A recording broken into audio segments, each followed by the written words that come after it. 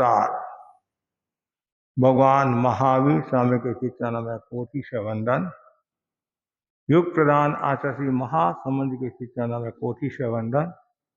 मुनिवृंद, उपस्थित धार्मिक प्रेमी भाई और बहनों, दैनिक प्रवचन के अंतर्गत आज का विषय है आध्यात्मिक अनुष्ठान एवं योगत्रय। योग साहित्य में 3 प्रकार के योगों का वर्णन मिलता है। भक्ति योग, ज्ञान योग, कर्म योग। भक्ति योग में भक्ति और श्रद्धा पर बल दिया गया है। दुनिया में भक्ति का बहुत बड़ा मूल्य है, श्रद्धा का बहुत बड़ा मूल्य है। भक्ति और श्रद्धा के बल पर व्यक्ति चेतना का स्पर्श कर सकता है, चेतना का उत्कर्ष कर सकता है। भक्ति और श्रद्धा के बिना साधना भी फलीभूत नहीं होती है। इसलिए दुनिया में भक्ति का बहुत बड़ा मूल्य है और श्रद्धा का बहुत बड़ा मूल्य है। श्रद्धा परम दुल्हा। उत्तराधीन सूत्र में कहा है 4 बातें जो दुर्लभ बताई हैं, उनमें एक दुर्लभ बात है श्रद्धा। जो व्यक्ति आत्मा के प्रति श्रद्धा रखता है, कर्म के प्रति श्रद्धा रखता है, गुरु के प्रति श्रद्धा रखता है, धर्म के प्रति श्रद्धा रखता है, देव के प्रति श्रद्धा रखता है, उसका विकास हो जाता है, उसका निस्तार हो जाता है। श्रद्धा के बिना बल भी प्राप्त नहीं होता है। यदि आपके देव गुरु धर्म के प्रति श्रद्धा है तो आपका मनोबल, धृति बल, संकल्प बल मजबूत होगा और कभी भी आपके कोई प्रकार की समस्या नहीं आएगी। और समस्या आ भी गई तो आपको समाधान मिल जाएगा, रास्ता मिल जाएगा। क्यों? आपकी देव गुरु धर्म के प्रति श्रद्धा है, भक्ति है, आस्था है, विश्वास है। एक बार आचार्य महाप्रज्ञ जी के पास में राजस्थान के राज्यपाल दर्शन करने के लिए आए। बातचीत के दौरान उन्होंने कहा अंधश्रद्धा होनी चाहिए। क्या कहा? अंधश्रद्धा होनी चाहिए। आचार्य महाप्रज्ञ जी भी देखते रह गए। पढ़ा लिखा राज्यपाल और ये कह रहा है कि अंधश्रद्धा होनी चाहिए। वापिस उसने स्पष्टीकरण करते हुए कहा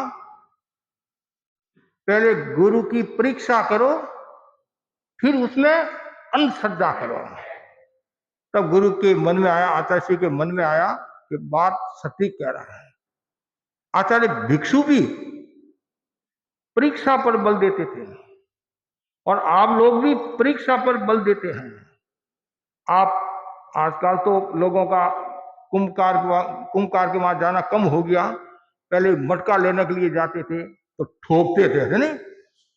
मतलब मटका बजाते थे, कहीं मटका फूटा हुआ तो नहीं है।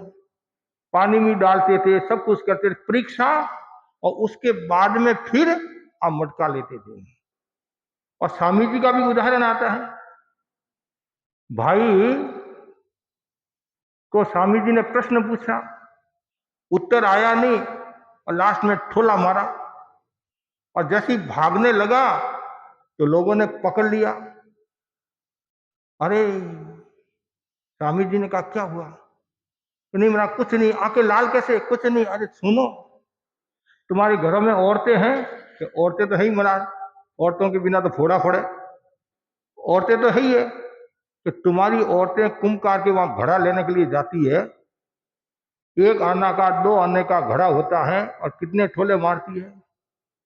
तो वैसे ही आपको पता नहीं है, ये मेरे को गुरु बनाने के लिए आया है, ये मेरी परीक्षा कर रहा है कि स्वामी जी कितने मजबूत है, धैर्यवान है या नहीं है, विचलित तो नहीं होते हैं।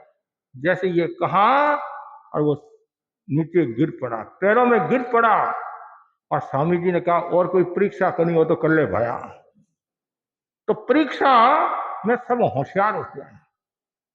तो एक दृष्टि से अंधश्रद्धा भी जरूरी होती है। वो अंधश्रद्धा कब? आप गुरु की परीक्षा करो, गुरु को मानो, फिर उसमें अंधश्रद्धा। वो अंधश्रद्धा व्यक्ति को ऊंचाई को ले जाती है। और केवल ऐसे ही आपने गुरु बना दिया, स्वार्थ के वशीभूत होकर गुरु बना दिया, चमत्कार के वशीभूत होकर गुरु बना दिया, या कुछ मिलता है इसलिए आपने गुरु बना दिया, तो फिर वो लंबे समय तक नहीं चलता है। परीक्षा, पहले तत्व को समझो और अच्छी तरह से समझकर फिर गुरु बनाओ, फिर उसमें रम जाओ। फिर कुछ भी हो जाए, मैं गुरु को नहीं छोड़ूंगा। जिसने गुरु को छोड़ा पाया, उसने पाया फोड़ा। इसलिए ये भक्ति योग, ये योग बहुत महत्वपूर्ण है। आपको पता होगा, विक्रम संवत 2019 की घटना है। गुरुदेव तुलसी उदयपुर विराज रहे थे और डॉक्टर काल है, साध्वी किस्तूरा जी आदि साधवियों को अंग्रेजी पढ़ाता था, अंग्रेजी पढ़ाता था। तो परीक्षा के रूप में डॉक्टर काल ने कहा, साध्वी जी, गुरुदेव तुलसी यदि आपको कह दे कि कुएं में उतरना है, आप कुएं में उतर जाओगे? साध्वी श्री तत्काल बोले, हमारे गुरु ऐसा कहेंगे ही नहीं। तो डॉक्टर कौल बोला, आप परीक्षा में अनुत्तीर्ण हो गए, परीक्षा में फेल हो गए, उसकी आप क्यों चिंता करते हो? वो कुएं में उतारने के लिए कहे या नहीं कहे, उसकी चिंता नहीं करना। गुरु ने कह दिया, उस बात को स्वीकार करना, श्रद्धा करना। और आप जानते हैं, गुरु ऐसे कहने वाले नहीं है, कोई सोच विचार कर कहने वाले होते हैं। इसलिए गुरु के प्रति श्रद्धा, यह है भक्ति योग। भक्ति योग का बहुत बड़ा मूल्य है। आपकी यदि भक्ति नहीं होती तो आप प्रवचन में नहीं आते, आपकी भक्ति नहीं होती तो आप चातुर्मास नहीं कराते, आपकी भक्ति नहीं होती तो त्याग तपस्या नहीं करते। तो भक्ति है तब ये सब होता है। इसलिए हमेशा भक्ति योग में डूबे रहो, डूबे रहो। एक तो भेड़ की तरह भक्ति होती है, वो मजेदार नहीं होती है। शेर की तरह भक्ति, मतलब कहना अलग अलग ऐसे भक्ति बताई है।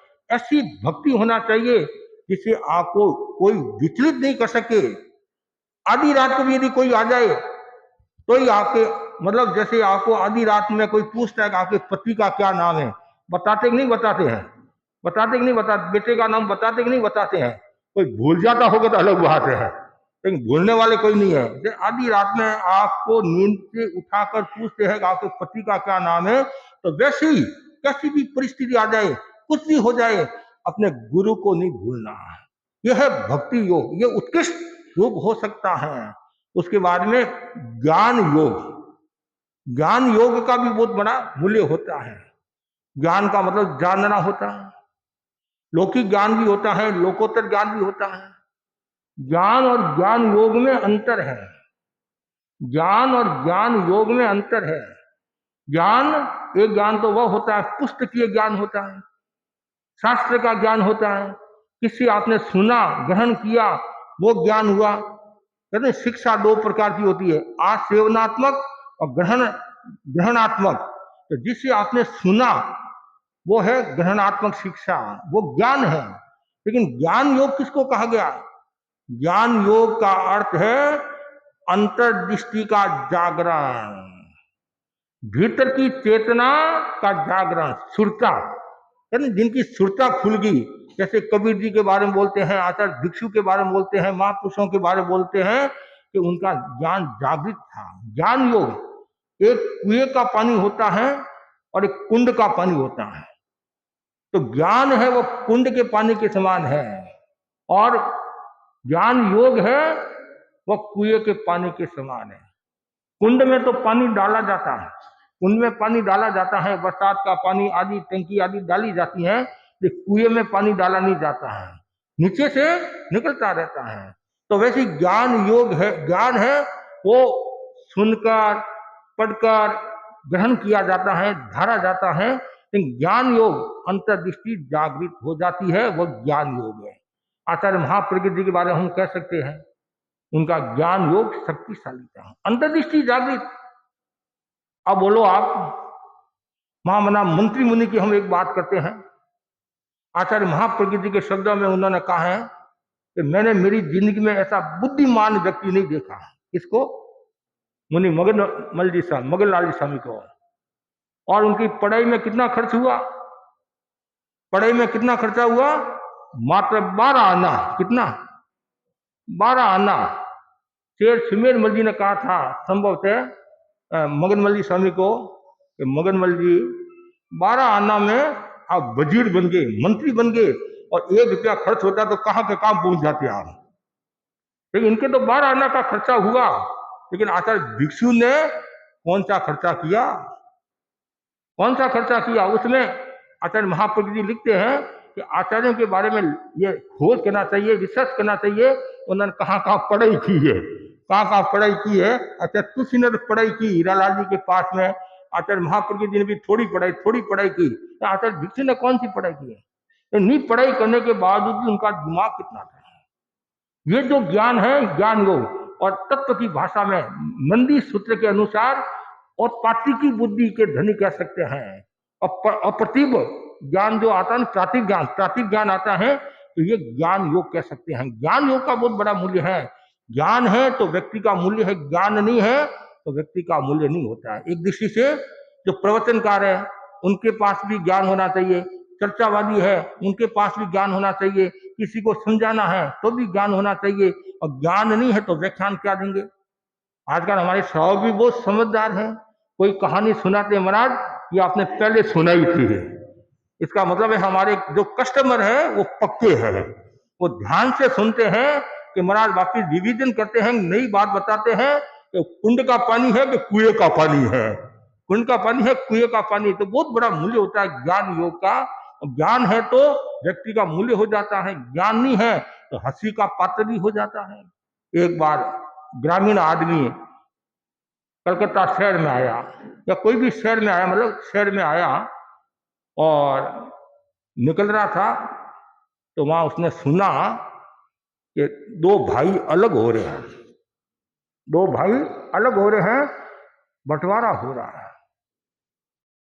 तो उसने सोचा शहर के लोग तो पढ़े लिखे होते हैं, पढ़े लिखे होते हैं और होशियार होते हैं, समझदार होते हैं, अलग हो रहे हैं, इसमें कोई न कोई विशेषता है, इसलिए दोनों भाई अलग हो रहे हैं। अब मुझे भी अलग होना है, मुझे भी अलग होना है। पढ़े लिखे अलग हो रहे हैं, इसका मतलब कोई खास बात, इसलिए तो अलग हो रहे हैं। घर पर आया और पत्नी से कहा, जाटनी से कहा, जाट ने आज हमारे को अलग होना है। जाटनी बोली किससे अलग होंगे, किससे अलग होंगे आप? जैसे गुरु शिष्य की बात हो सकती है, भाई गुरु के 500 शिष्य है तो अलग हो सकते हैं। सेठ और मुनि की बात है, वो अलग हो सकते हैं। भाई भाई अलग हो सकते हैं, बाप बेटा अलग हो सकता है, ये तो सब दुनिया में सुनते आए हैं। जाटनी बोली किससे अलग होंगे, तू और मैं 2 तो हूं, तू मतलब घर में 2 ही सदस्य है, क्या अलग होंगे? नहीं नहीं, मैंने कह दिया नहीं अलग। जा जाटनी थोड़ी समझदार थी, उसने समझाया। और जाट के पास में बुद्धि इतनी नहीं थी, इतनी बुद्धि नहीं थी, वो कुछ भी मुझे अलग होना है, यदि अलग होने में मजा नहीं होता तो शहर के 2 भाई अलग नहीं होते, वो तो पढ़े लिखे मेरे से ज्यादा होशियार है। ठीक है, और तो क्या करें, ठीक है दोनों अलग हो गए, और अलग हो गए, जाट अलग हो गया, जाटनी अलग होगी, लेकिन झोपड़ा तो एक ही था, झोपड़ा तो एक ही था, जाए कहाँ? तो फिर इसमें जाट ने कहा भाई अलग हो गए हैं, इसमें टाटी लगा दी, टाटी होती बांस की, वो टाटी लगा दी, टाटी लग, तुम इधर हो और हम इधर, ठीक है कोई बात नहीं। अब घर में भैंस थी, घर में क्या थी, भैंस थी। अब भैंस थी, भैंस के तो 2 टुकड़े किए जाते नहीं है, 2 टुकड़े किए नहीं जाते हैं। तो जाट होशियार था। अब ऐसे कभी कभी क्या होता है, कभी तो जाट वैसे हो जाता है, कभी ऐसे भी हो जाता है। आदमी बड़ा होशियार होता है, जब स्वार्थ का काम आता है तब तो होशियार हो जाता है, नहीं तो और कोई। और ऐसे भी कहा जाता नहीं, कुछ लोग ज्यादा चतुर होते हैं, ज्यादा होशियार होते हैं, आगे की सोचते हैं, कुछ लोग पीछे की सोचते हैं, कुछ सोचते ही नहीं है, अलग अलग तरह के होते हैं। और ठीक है, तो ऐसा जाट ने थोड़ा सा दिमाग लगाया, पहले भी दिमाग लगा दिया, अपने आप को होशियार समझ रहा था कि ठीक है भैंस है, दिन में मेरे पास में भैंस रहेगी और रात को तेरे पास भैंस रहेगी। दिन में तेरे पास में और रात को मेरे, मतलब दिन में मेरे पास और रात को तेरे पास, कोई बात नहीं, ठीक है, एकदम सही बात, ओके, हस्ताक्षर कर लो। आजकल हस्ताक्षर भी कराने पड़ते, नहीं तो मुश्किल हो जाएगी। पहले तो विश्वास से दुनिया चलती थी, आज तो कभी भी आदमी नकार सकता है। और गुरुदेव तुलसी फरमाते थे कि 100 भाकियो एक लिखियो, 100 भाकियो एक लिखियो, मतलब 100 बोले एक लिखा बराबर है। तो कोई भी लिख कर देना है तो सोच विचार कर देना, सोच विचार कर देना। तो वैसे ही ठीक है। अब दिन भर वो जाट भैंस की सेवा करता, चारा पानी जंगल में लेकर जाता। और जैसी शाम होती तो जाटनी भी होशियार, वो क्या करती, सूर्यास्त से बाद में लेना है, जैसे सूर्यास्त होता और भैंस अपने कब्जे में कर लेती, वो अपने कब्जे में करके और भैंस से दूध निकाल देती, दूध निकाल लेती, ठीक है, उसने तो अपना काम कर दिया। और सुबह सूर्योदय से पहले देना है तो उसने क्या किया, पहले थोड़ा बांटा दे दिया भैंस को और दूध निकाल कर और जाट को पकड़ा दिया। और जाट वो जंगल में ले जाता है, जंगल में ले जाता है, और उस एक दो निकले जाट ने सोचा ये तो फोड़ा पड़ गया, ये तो उल्टा काम हो गया, उल्टा काम हो गया। मतलब चराता मैं, सेवा मैं करता हूँ, रखवाली मैं करता हूँ, और दूध दोनों टाइम का वो लेती है। अरे तुमने तो निर्णय किया भाई, अब क्या है, अब क्या है, अब पश्चाताप करने से क्या होता है। आखिर उसने सोचा ये तो मुश्किल हो गया, क्या करें। आखिर करते करते चिंतन किया, ये तो औरत के बिना तो फोड़ा, और कम से कम भैंस थी, उसका दूध मिलता तो चाय पानी बनाकर तो भी पेट चला देता, मतलब पूर्ति हो जाती। अब दूध भी नहीं, रोटी भी नहीं, अब रोटी बनाए कौन। कभी कभी आदमी का जोश में आकर अलग तो हो जाता है, फिर बाद में उसको पता चलता है कि भाई अलग होने में कितना नुकसान होता है। वो ऐसे करते करते क्या होता है, और आया उसको गुस्सा, किसको, जाट को गुस्सा आया, ये जो सारा कारण बना नहीं, ये टाटी बनी है, टाटी मतलब टाटी है, इसने भेद किया है, पहले टाटी को तोड़ दिया और झोपड़ा एक हो गया, झोपड़ा एक हुआ। और अब जाट थोड़ा नरम पड़ा कि भाई ये तो मुसीबत का काम है, ये पर्दा है, मुसीबत का काम है। इस पर्दे के कारण कितने झगड़े हो गए हैं, और पर्दे के कारण ही झगड़े हुए, और झगड़ा के कारण व्यक्ति के भीतर में अभिमान आता है, विषधर बढ़ता है, इसलिए वापिस राजीपा हो गया, राजीपा हो गया। तो मतलब ये क्यों हुआ, अज्ञान के कारण। और अज्ञान का मूल कारण क्या, अभिमान, अभिमान के कारण भी अज्ञान पैदा होता है, या अहंकार का एक कारण भी अज्ञान है। तत्काल उसको बोध हो गया ज्ञान में मजा है, अज्ञान में मजा नहीं है। तो ज्ञान योग का बहुत बड़ा मूल्य है। तो ज्यादा से ज्यादा व्यक्ति को ज्ञान योग की साधना करनी चाहिए। ज्ञान करो, पुस्तकीय ज्ञान करो, शास्त्रों का ज्ञान करो, साथ में उस पर चिंतन करना, मनन करना, आचरण में लाना। आचरण में लाओगे तो बेड़ा पार होगा। इसलिए कहा नहीं, पड़मंग नानम तो दया, पहले ज्ञान फिर दया। अब ज्ञान तो है तो दया नहीं है तो कैसे कल्याण होगा। पहले ज्ञान फिर दया, मतलब ज्ञान होगा तभी आप दया पालोगे, आचरण में लाना जरूरी है। और तीसरा जो बताया बहुत महत्वपूर्ण है, कर्म योग। व्यक्ति कर्म योग भी करता है, और कर्म योग का भी अपना मूल्य होता है। जैसे व्यक्ति पुरुषार्थ करता है, रसोई बनाता है, व्यापार करता है, और भी खेती बाड़ी करता है, वो कर्म है, कर्म योग नहीं है। कर्म और कर्म योग में अंतर है। आप जो भी पुरुषार्थ करते हैं उसके पीछे स्वार्थ का भाव है। खेती करूंगा तो मुझे अनाज मिलेगा, व्यापार करूंगा मुझे धन मिलेगा, सासू की सेवा करूंगी तो मुझे ये मिलेगा, बाप की सेवा करूंगा तो मुझे ये मिलेगा, गुरु की सेवा करूंगा तो मुझे ये मिलेगा, वो कर्म।